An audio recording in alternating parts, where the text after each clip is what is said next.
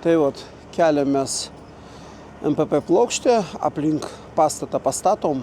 Ir čia yra labai gerai, nes nereikės daug nešioti, nes viską iškrovė į vieną vietą. Dabar mes aplink pastatą pastatom tas visas MPP plokštės ir galėsim iš karto keletą žmonių iš skirtingų pusių pradėti gaminti tas sienas su MPP. Bet aišku, reikės dar pastorinti su 10-tuku, reikės dar padaryti visokios įstrižainis pirmam aukšte.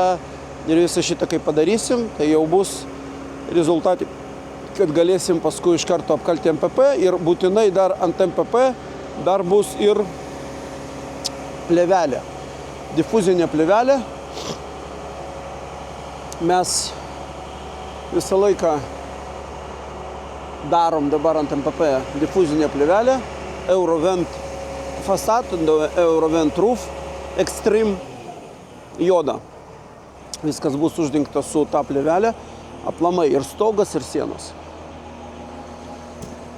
Dabar viskas čia yra išmėtyta ir skaityk aplink namą. Tai yra čia MPP, čia ir ten.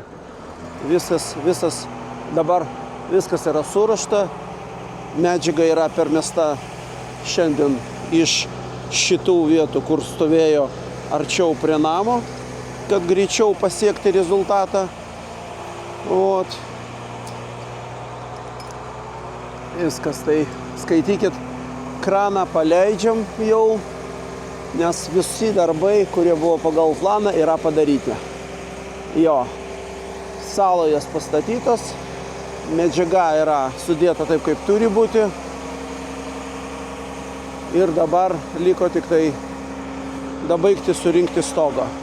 Tai tiek, iki kito karto, sėkmės, su jumis buvo Eugenijus Pišinskis, Medžių idėjos. Iki.